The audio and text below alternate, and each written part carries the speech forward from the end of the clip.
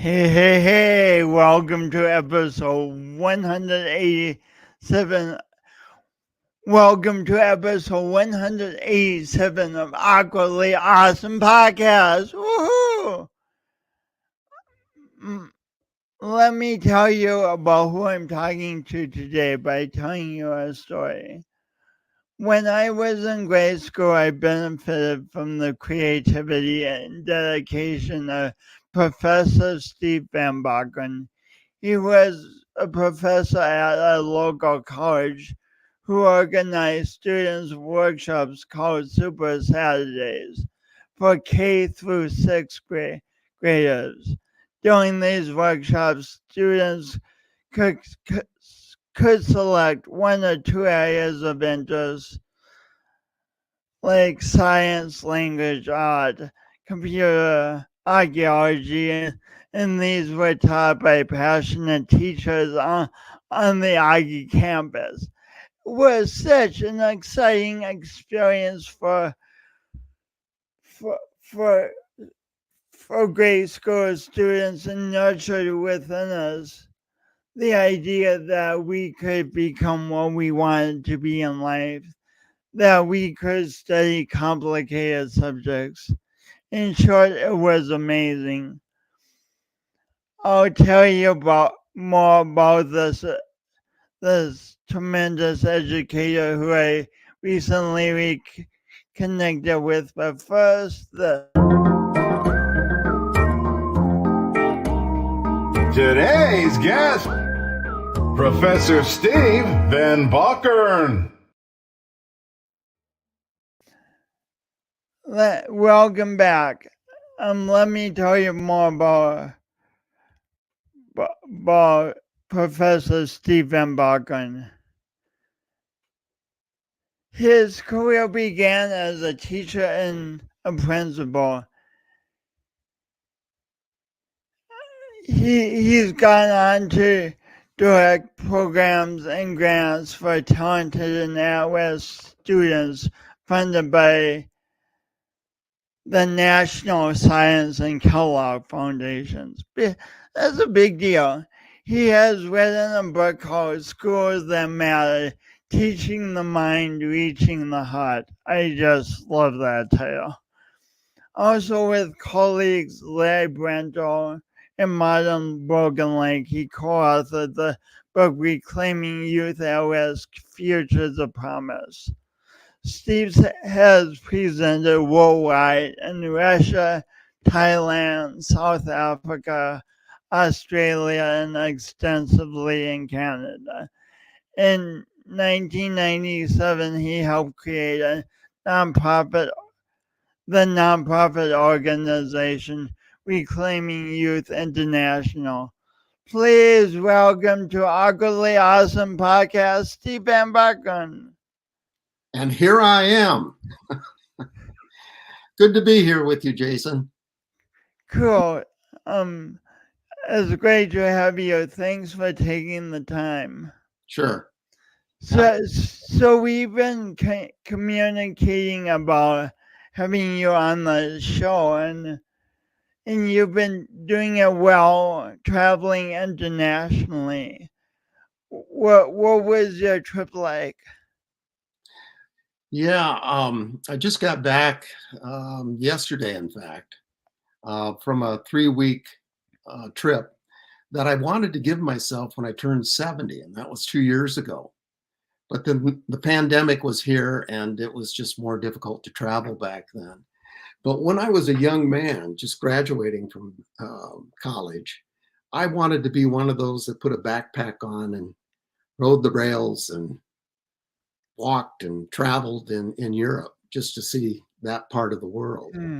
And it didn't happen. It didn't have any money and didn't have the ability to do that at that particular time. So yeah, for some years I've been thinking about putting the backpack on, which I did.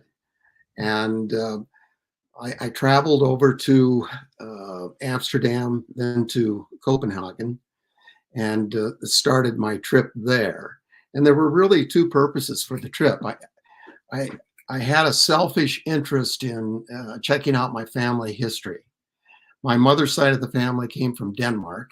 Hmm. My dad's side of the family came from a place called Ostfriesland, Germany. And I had heard stories from both of them. And I grew up hearing a little bit of Danish language, a little bit of German language, and just have always been intrigued by that.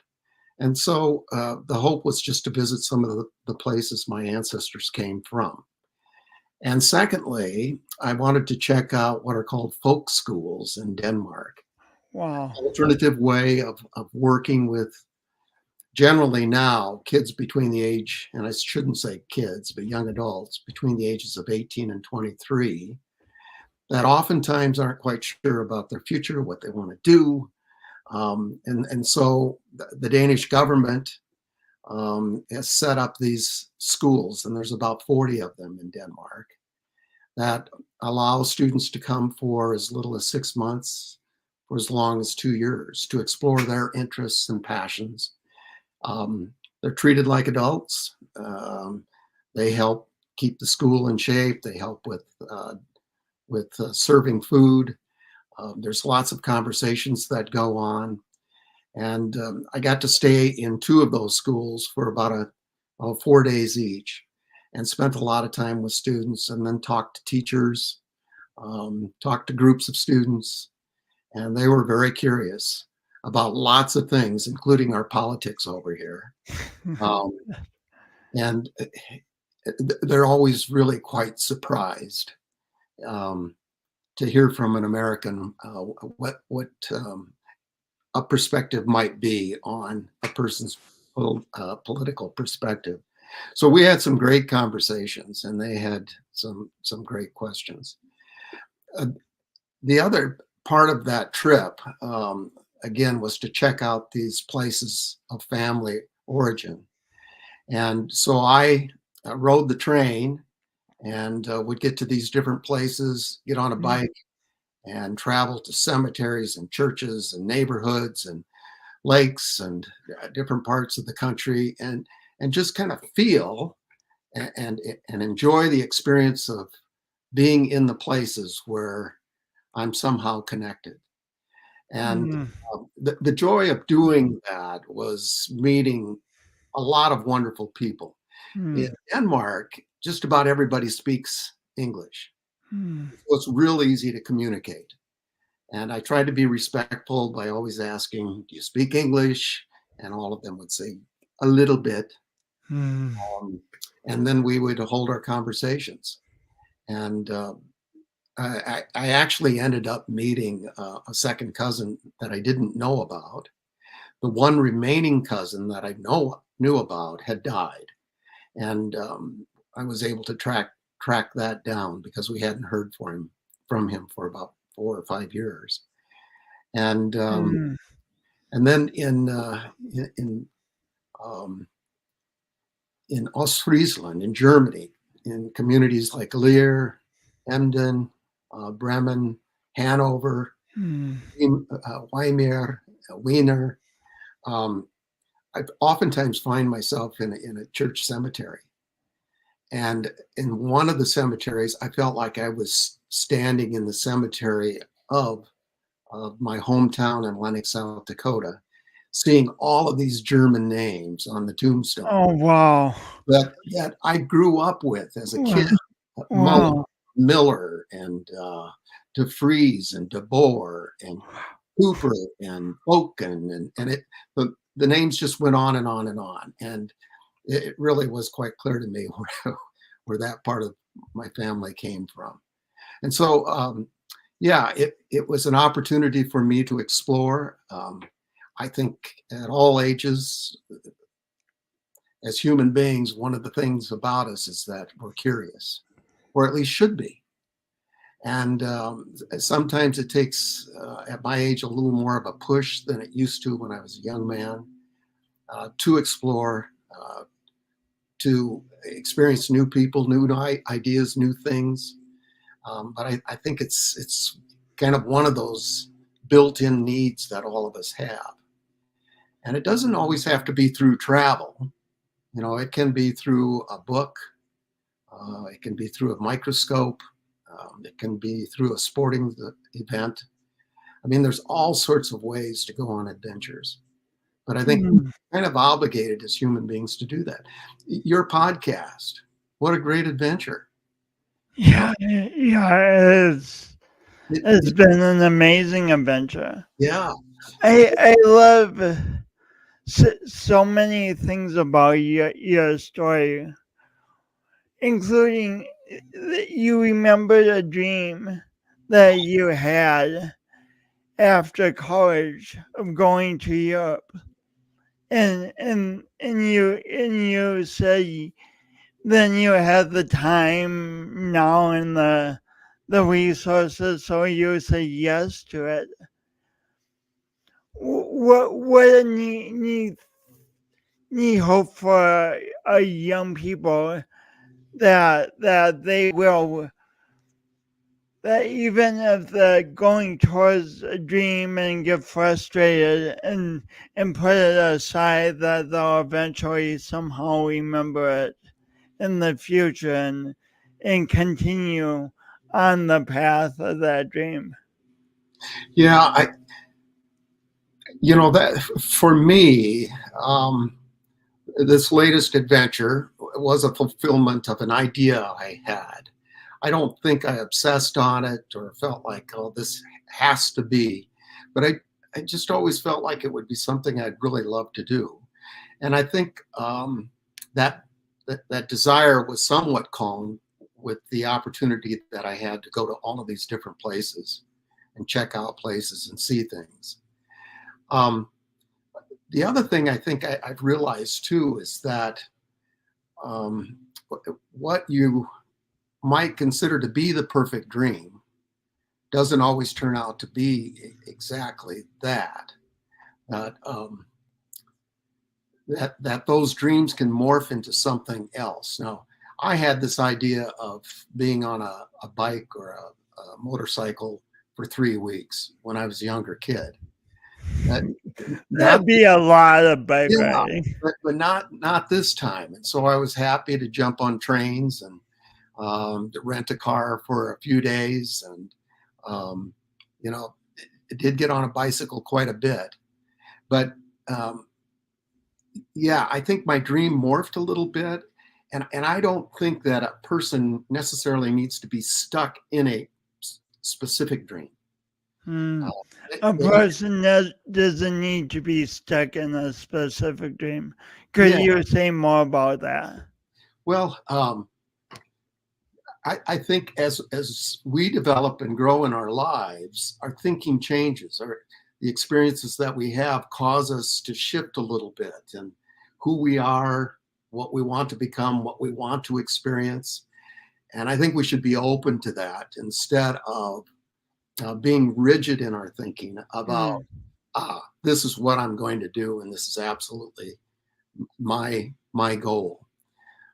I've had a bit of a philosophy that indicates that if you have an experience and it doesn't work out, it's still pretty good information. It's good data. In baseball, if you hit the ball 3 out of 10 times, you're quite a baseball player. Now that means you miss hitting 7 times. Well, you could really be discouraged by those 7 times if you didn't understand them to be part of the way life is. It doesn't always work out. You don't always get a hit. But those 3 times, require that you be engaged, that you try, that you look for the opportunity, and may turn out, may not. But my life experience has been that I'm hitting about 300.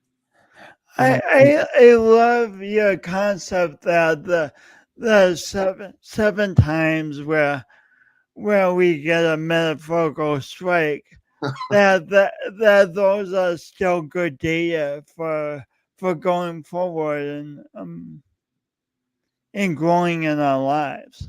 Yeah. And, and that's not an original idea from me. There's Carol Sweck and others, talk about the fact that we need to help kids begin to understand that a failure isn't necessarily an awful bad thing that should cause you to curl up in a ball and go hide.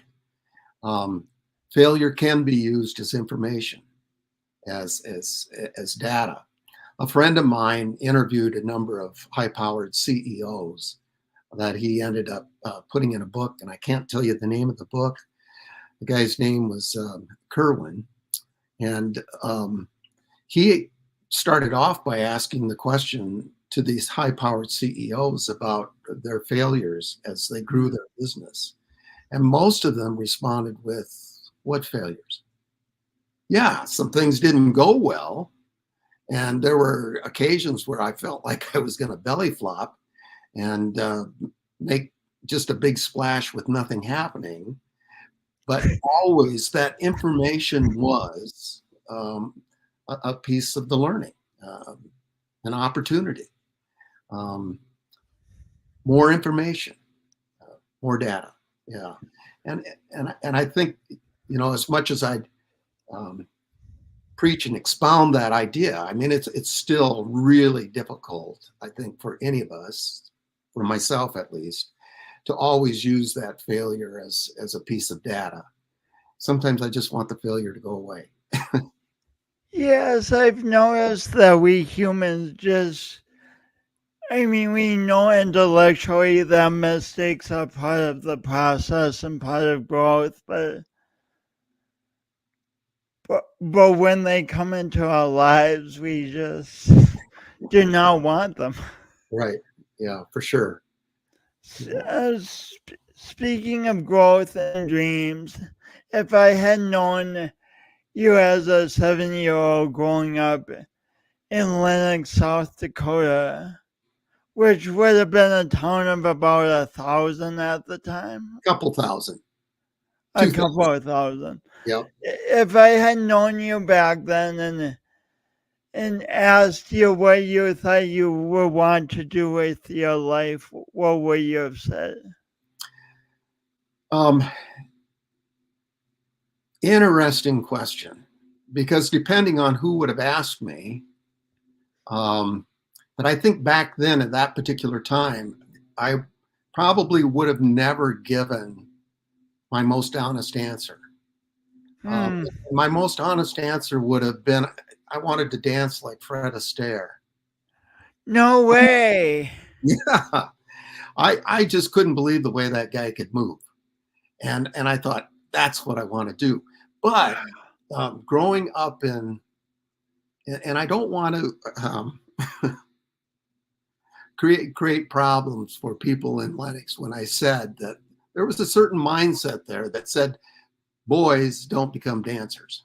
There are certain things that guys do and certain things that guys don't do. And dancing would have been one of those. So I think, someone would have asked the question and I would have been more courageous and less worried about how they felt or the mores or the stereotypes that had been imposed. I think I would have answered that way. Now, second on my list was to be an astronaut.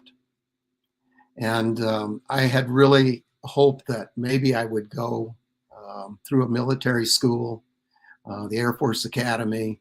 And I actually talked at one time, or through my dad, talked to one of the senators or whatever about that possibility. But I don't know, that dream didn't catch on for me. And I'm not sure I'm completely disappointed that it didn't, because the route that I ended up taking has been a wonderful professional and personal life. Those two would have been high on my list. So let's stick with the dancing for a minute. There's a lot of things that the kids would love to do. and have a sudden passion for, but kind of the culture of the family, the culture of the town is like, don't do this more productive thing, or whatever. So as a kid, did you get to dance at all, or did you just not dance? I didn't dance. No, later in life, a little bit of ballroom dancing, that sort of thing, or go to a party. And in high school, I loved our Friday night parties, where high school kids would get together and the stereo would come out and we'd dance to the Mama and the Papas and whomever it might be at that time. So I got to dance, but not in a professional sort of way. I do remember when I approached one of my teachers about becoming an astronaut. And this is the thing we have to be careful about as adults. When I asked this teacher, he just laughed at me and he said, kids from South Dakota don't become astronauts. Which isn't true, because we've had an astronaut or two from South Dakota. And I can't think of their names right now, but one of them came, I think, from Scotland, South Dakota. Which is a really Just like South Dakota. Yeah. So as adults, we have to be careful of giving our own biases, our own stereotypes to our students. Same way with parents. Now, on the other hand, I've had kids, when I've asked them, what do you want to be when you grow up? And they'll say, well, I want to be a Michael Jordan, an NBA star.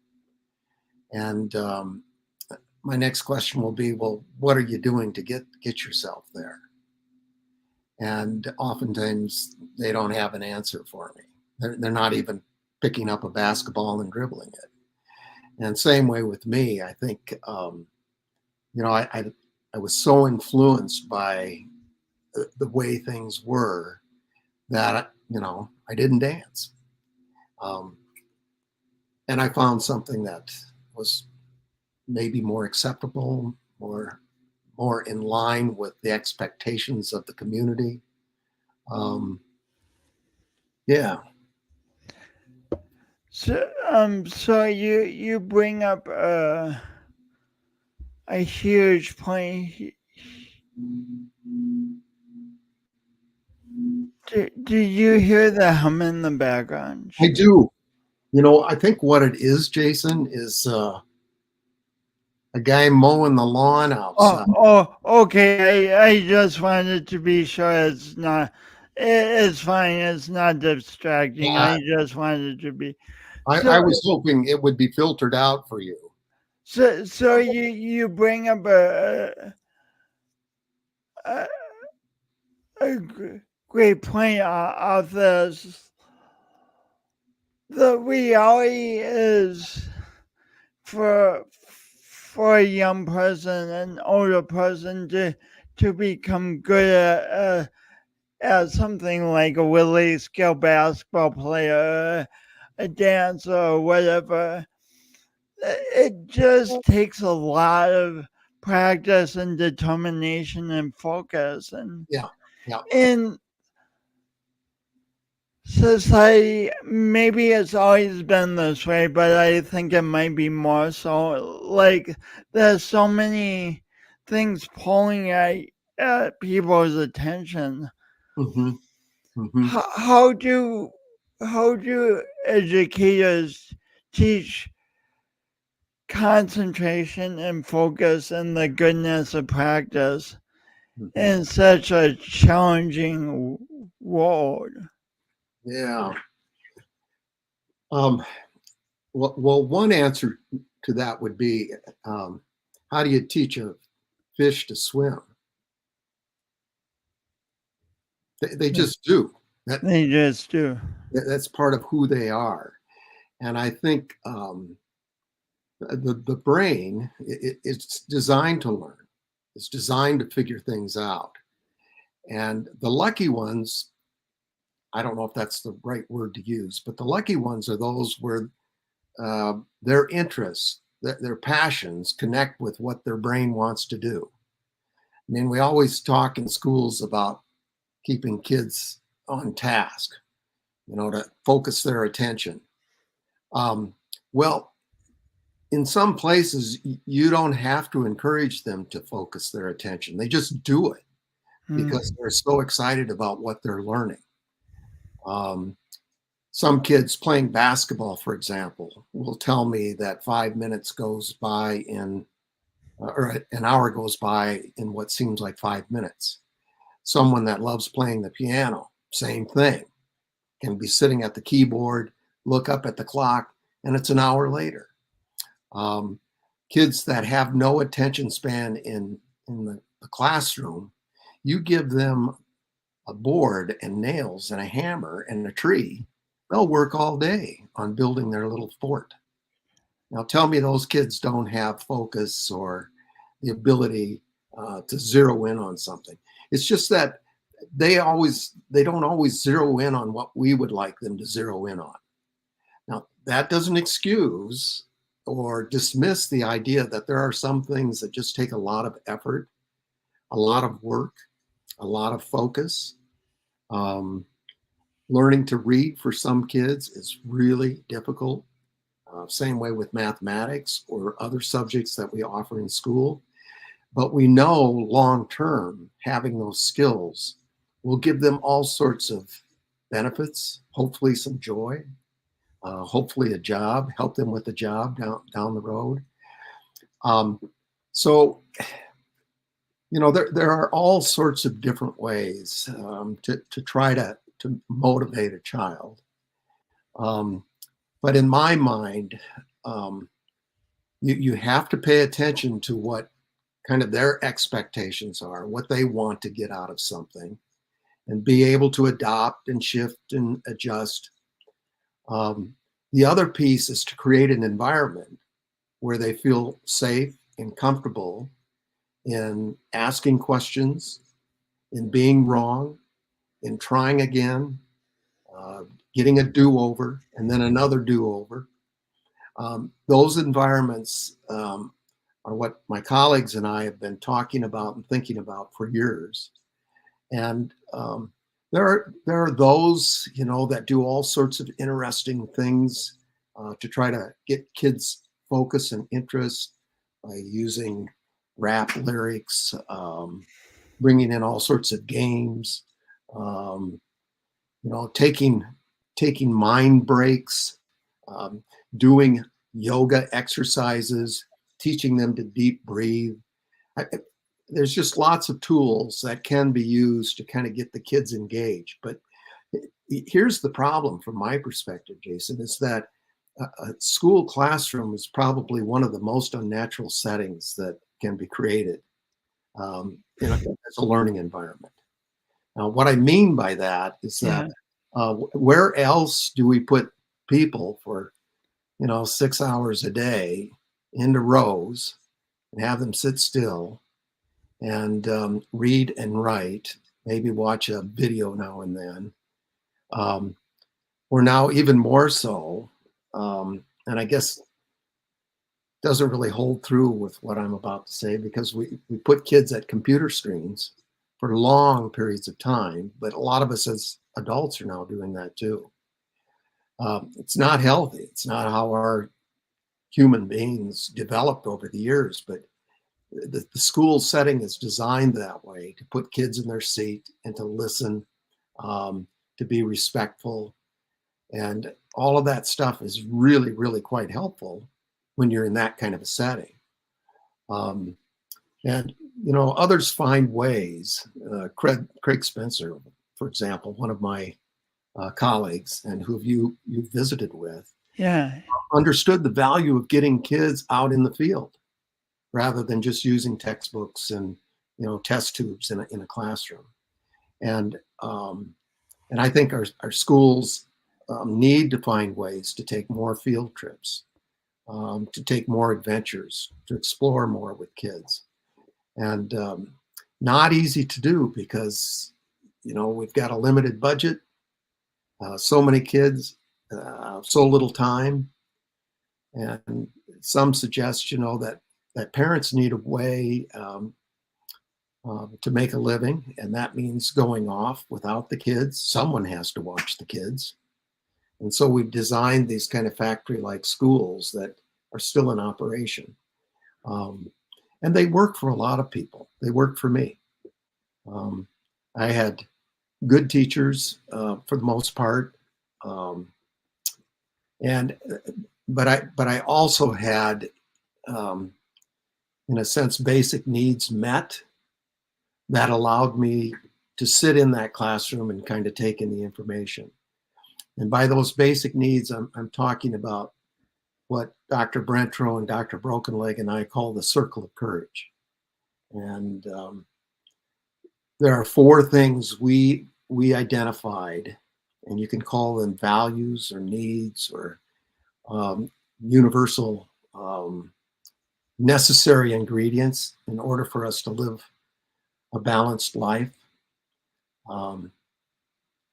And what are those 4 things? Yeah, I'll go through them real quickly. And then I'll try to simplify them as best I can, because there's all sorts of research on these ideas. And while the 4 ideas are kind of simple, they're really quite profound too. The first one we called belonging. It's this idea of relationship, the idea of being connected to others. In simple terms, it's just this human need to be loved, to be cared for. And kids need to feel that in a school or learning environment. They need to feel the sense that I'm wanted and cared for. Now, we're not talking about romantic love. We're talking more about filial love, the idea of brotherly love, taking care of one another, looking out for one another. Kids need to have that sense. So a sense of belonging. Yes, sense of belonging is absolutely important.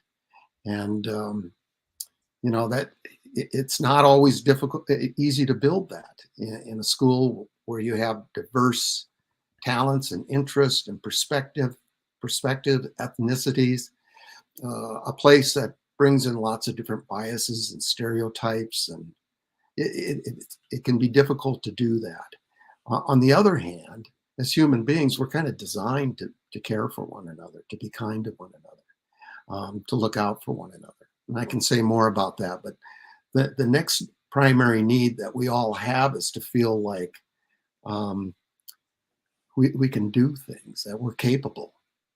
And we call that mastery. Oh, mastery. It's not mastery in the sense that most school people think of it, where you get 70% on a test and now you've mastered that information. It's more about an internal feeling that I'm capable. I can figure things out. I can do stuff. I'm smart. And I'm smart maybe in a different way, but I'm good at something. And kids need to absolutely feel that. And along with the belonging, along with the mastery, the other 2 are independence and generosity. Independence is more about taking responsibility for your life, and the choices that you make, and living with those choices, trying to fix the ones where you make mistakes. It's this idea that you have power and that you can take responsibility for the power that you have. Everybody, even little 2-year-olds, that stick out their lip and say, I'll do it myself. That's a display of power. And somehow we can't take that completely away. We certainly can nurture it and guide it so it's used in appropriate ways. So kids are assertive in the right sort of way. They learn how to say no in the right sort of way. But we all need that power, even little ones and even senior citizens, And then finally, the last one is generosity. Preeminent value in Native culture, to give away, to share, to be helpful. And we think of generosity in the same way we think of having a purposeful helpful life, to somehow give back. And you can give back in so many ways. It doesn't have to be, something that makes newspaper reports. Mm. Um, I can think of people that have been delivering Meals on Wheels forever and never getting any acknowledgement. It can be helping a little one up off of the sidewalk after they've fallen on with their bike. Just encouraging them and saying it'll be okay. But we all need that sense of being helpful and having some sort of purpose beyond our own lives. Now, we argue that when those needs are met as human beings, we do pretty well. Now, what pretty well means, I mean, it differs from person to person, I think. But yeah, when we feel loved, when we feel like we're capable, when we have some power and we're giving back, we're standing in that center of the circle. And the reason I talk about the circle is because we've used the native medicine wheel as our model to help just demonstrate those four needs. And I think maybe for your audience,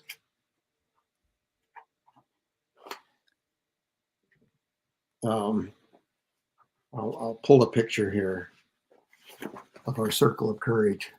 Oh, no. Beautiful. It's the native medicine wheel, and through Martin Brokenleg's influence in telling us about how traditional Native Americans raised their kids. Oh, there was some powerful learning ideas that came out of Native culture. I mean, when Europeans showed up, they couldn't believe that the little kids weren't being beaten as a form of discipline or punishment, to make them do what they wanted them to do. Kids were fully integrated into the tribe and were contributing and helping as they could. And so Martin was the one that sort of put us on this idea of using the circle to outline these four needs of belonging, mastery, independence, and generosity. And when those needs are met, you're standing in the center of the circle.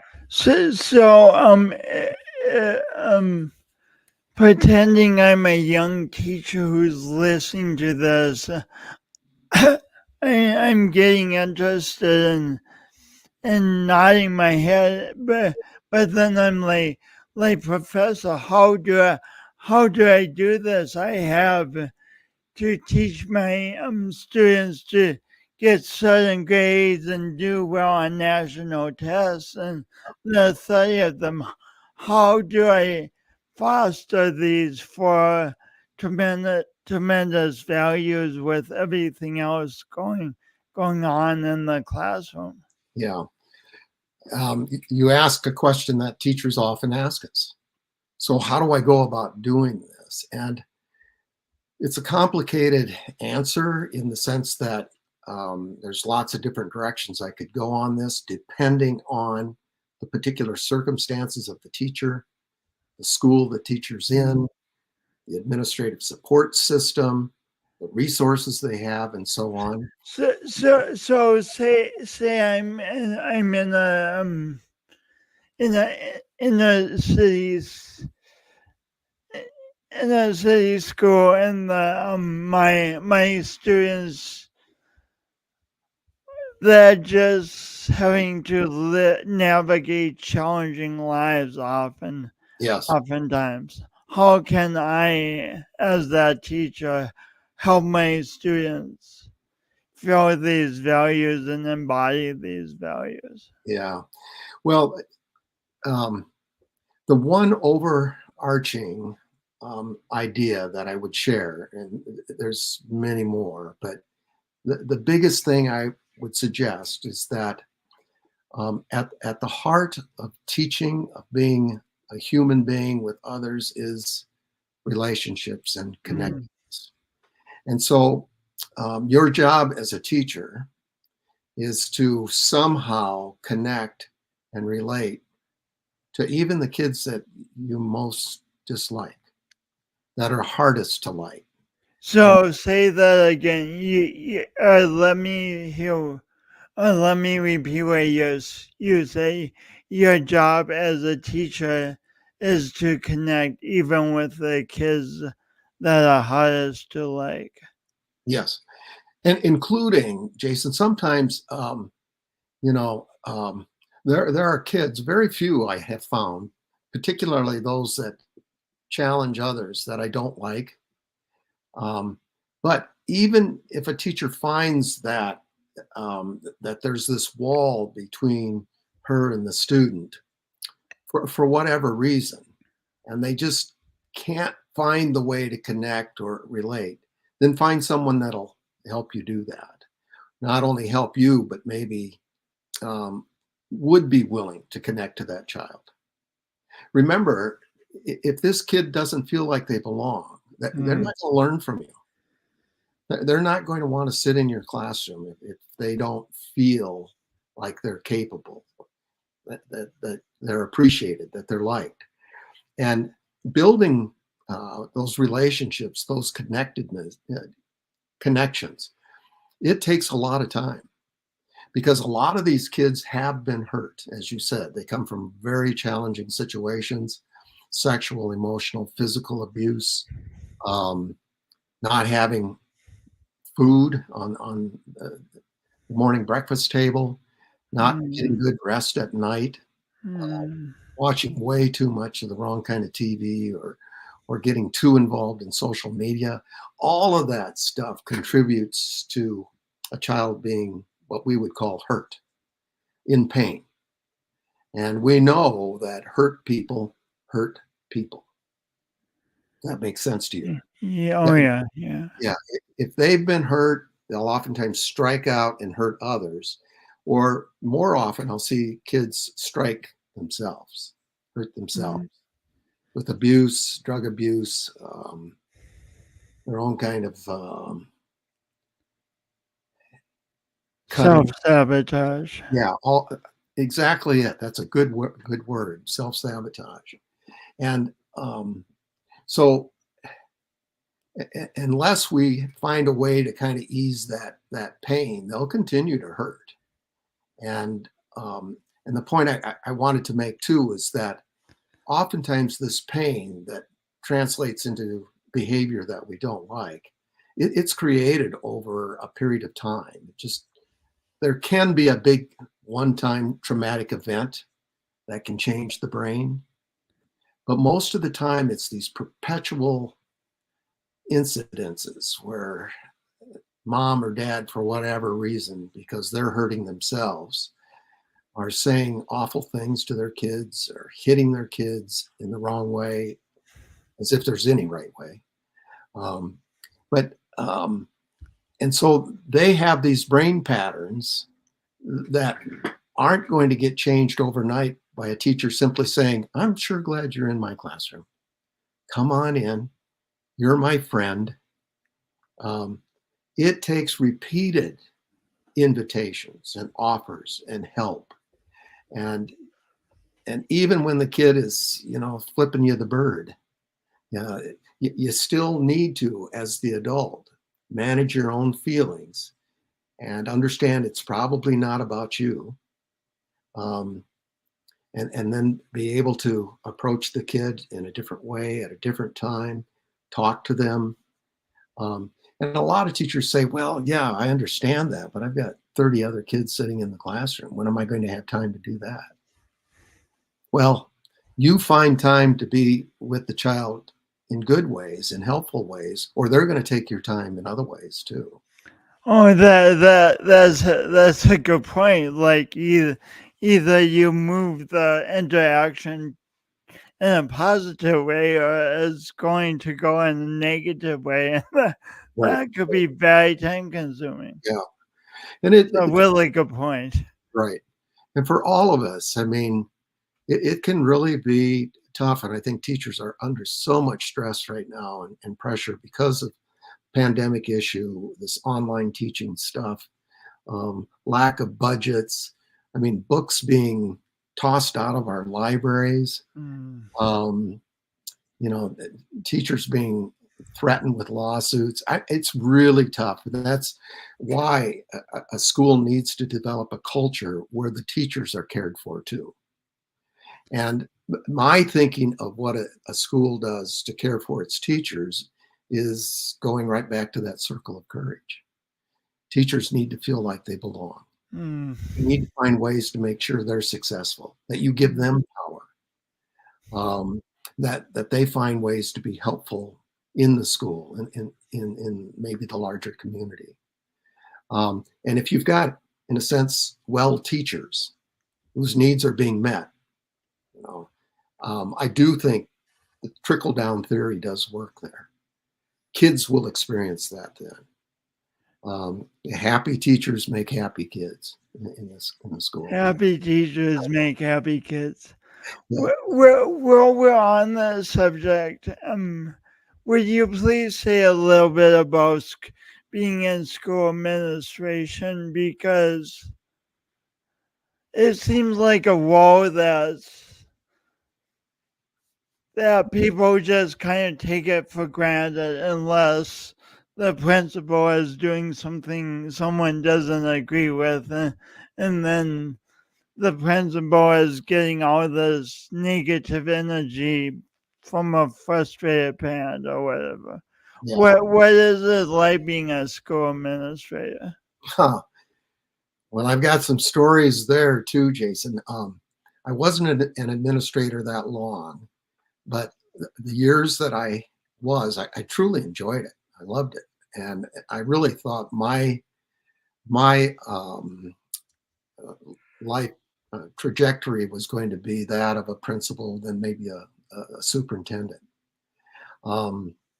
Partly because that's the way school people make more money.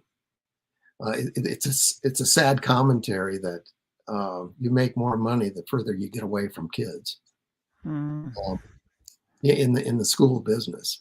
But I really thought that would be my trajectory because I truly did enjoy it. And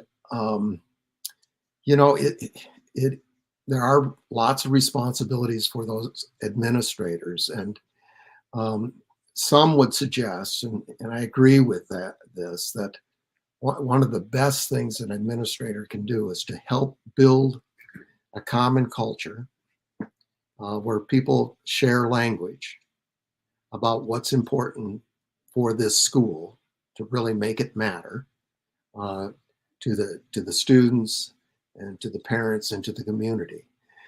An administrator can help shape that. They don't have to do all of the work. In fact, oftentimes you'll find these powerful teachers that are ready to take that given responsibility, that independence, and run with it and help create that.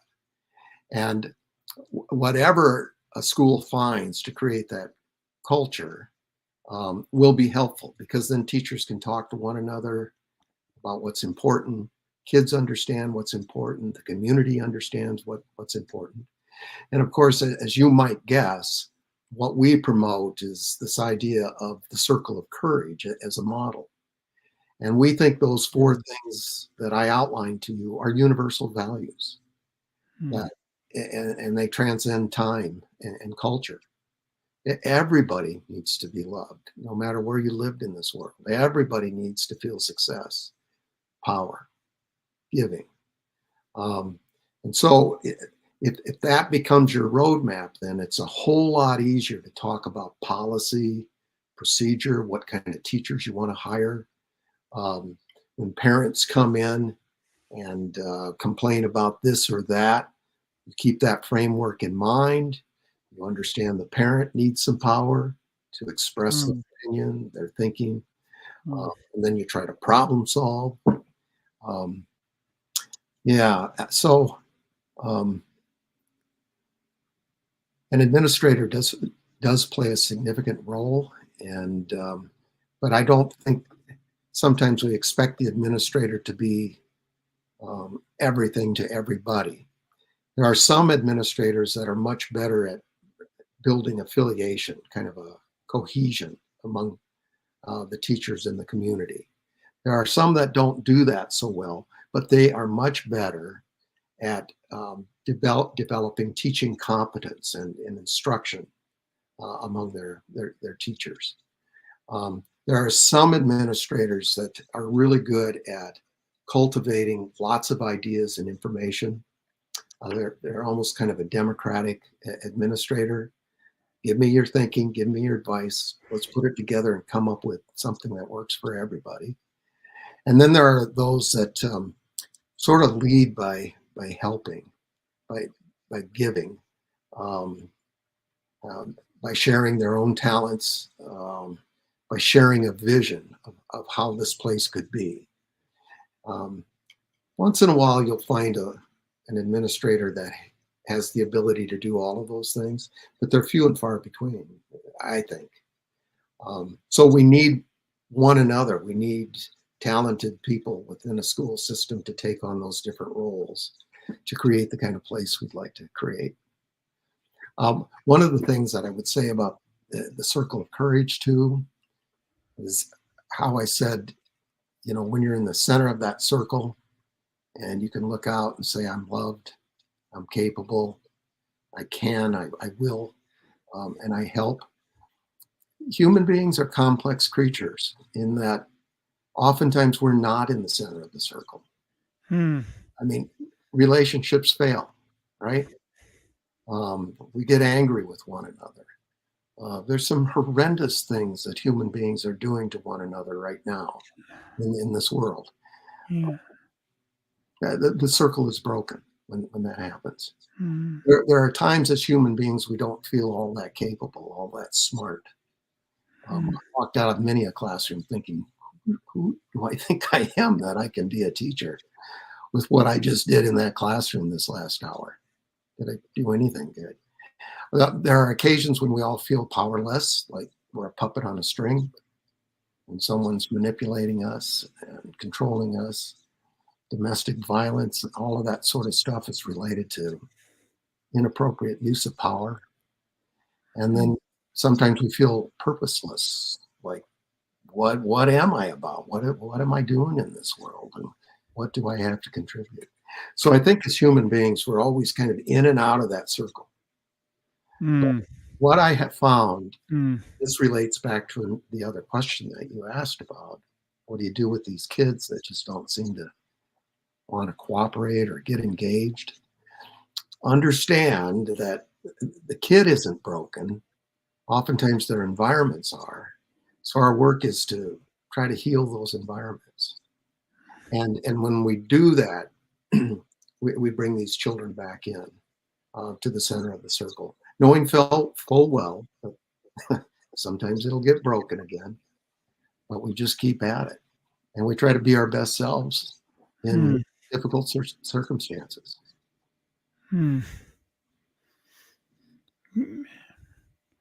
Great. It's so visionary and so practical and tangible at the same time. It's powerful. Yeah, thanks. So I've been itching to ask this question for a while. One of the last questions as we wrap up, but say somebody gave you $50 million to start a school, or $100 million, or whatever.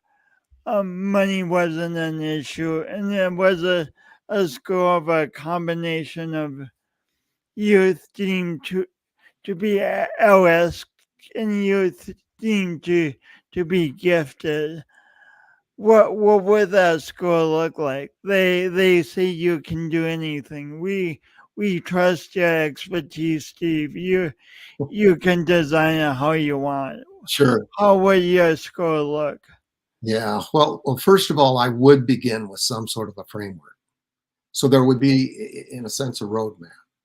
And for me, that roadmap has to be designed around how we are as human beings, the way our brain works.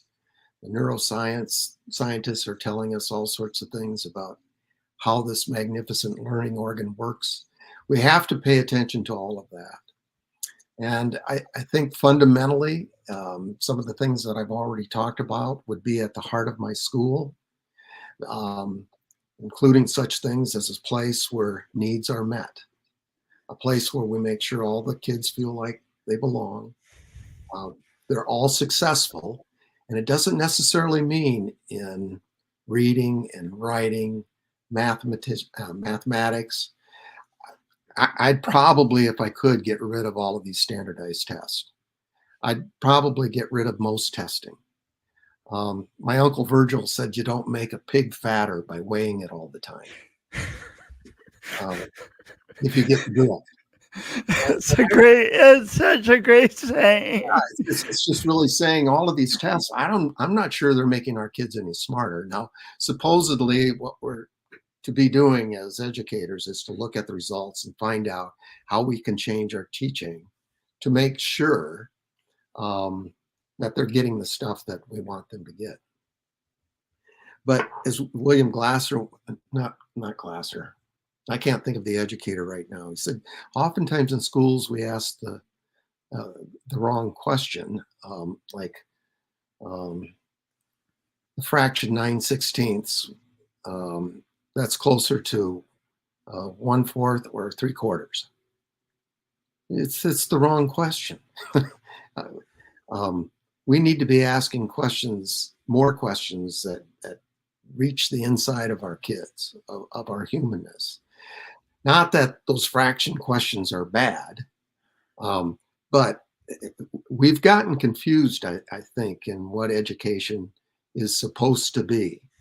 And for me, just like the Hoek schools or the folk schools in Denmark, the guy that created them way back in the 1850s said, if our democracy is going to continue, we have to have educated and knowledgeable people.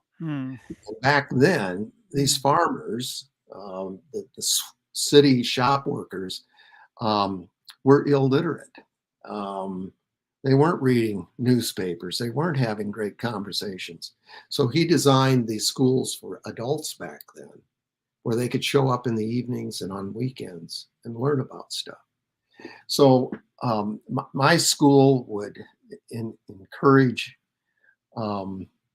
the kinds of lessons that not only teach the brain, but the heart too, and how to be kind to one another, how to care for one another, to understand that it isn't necessarily just competition that gets us ahead.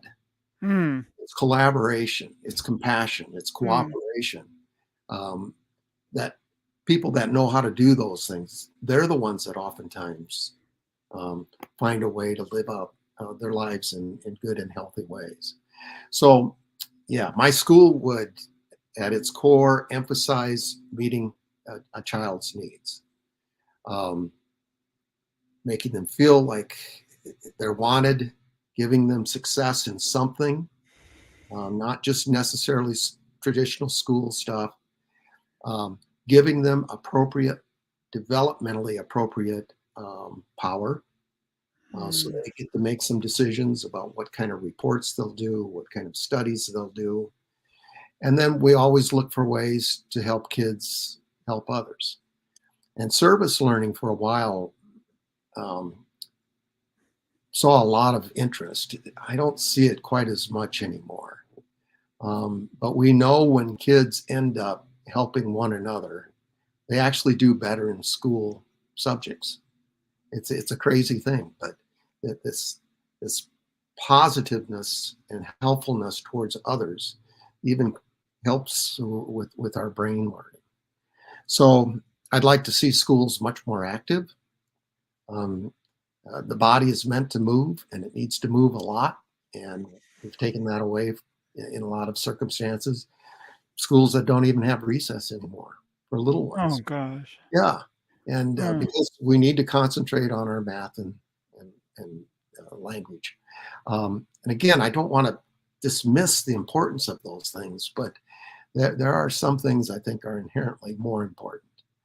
Now, all of that, when you design this place where those things are going on, you create a sense of safety. And that would be something I'd be after in my school. And I wouldn't create it with sniffing dogs and teachers with guns. Um, I wouldn't do it that way. Um, I wouldn't do it with active shooter drills, where people come in shooting loud noises and terrifying kids so they can practice what they would do. I wouldn't do any of that. Safety happens when needs are met. And the other thing that I'd want to see in this school is lots of adventures, lots of experiences, to allow this creativity, this curiosity that's in all of us to be expanded. And again, field trips can do that. At one time, we did an activity along the Big Sioux River where we had schools up and down the Big Sioux River talking to one another about the pollution that they found and all of that sort of stuff.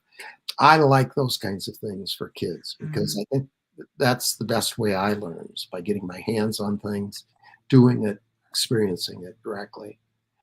Yeah,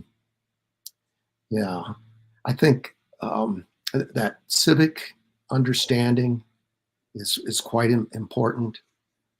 Kids understanding their role and making it a better place for everybody would be a significant part of the school that I would create. Oh, I have so many more questions to ask about the school, but that'll have to wait for another time, maybe. Sure. But I ask each my guests this question: I talk about the power of doing my imperfect best, and to me it means I have a vision that I want to create for my life, and to contribute, and I go for it. And when I make mistakes and experience uncertainties, instead of giving up, I try and learn from those things and move again forward. Mm-hmm. What does doing your imperfect best mean to you? Yeah. Well, in doing this podcast, for example, I'll do this self-talk that isn't oftentimes helpful, where I'll say things like, who am I to be preaching and teaching this stuff, as if I've got it all figured out, because I know I haven't. And I can provide sort of this perfect best in my head about what schools should be like and what teachers should be like and what kids should be like, what communities should be like. I have this sense that I understand there's some significant things about us as human beings that we need, and if we get those needs fulfilled, we'll do a better job. Fully realizing that in my own life, I fail at those things at times. My relationships don't always go the way I want them to. I will feel stupid at times. I feel sometimes I'm not using my power appropriately by doing inappropriate things, or sliding through a stop sign when I know I shouldn't be. And then sometimes really just wanting to crawl in a hole and just read my books and not be helpful. So yeah, I think what I have to encourage myself to do is to remind myself that I'm part of being an imperfect human being. Now, saint and sinner, as my mother would say, it's all wrapped up together. And as much as possible, to be the best, but know when I fail that there will be opportunities to grow, and to find ways to fix and to build or mend that brokenness. And the best way I know of mending that brokenness is through powerful, positive relationships, connections to others. Hmm. Thank you so much, Professor. Sure. It's been my pleasure and happy to get to know you. Say hello to your dad for me. See if he remembers me. Sure, he will. Yeah. Thanks so much. All right. Signing off. Well, wow. It's just I hope you enjoy the episode as much as I did. I mean, schools and the educational system as it is does does a great service, and there's so much growth to be had. In so many ways we can move forward. It's both and life is like that. It's inspiring how much we come. It's a bit daunting the challenges before us, but at the same time it's invigorating knowing that we can be of service in new ways and that we can create new ideas and try new things. Well, anyway, those are my after conversation thoughts. Um, Thanks for tuning in. Please leave comments if you're inspired, and tune in next week. Thanks for being you.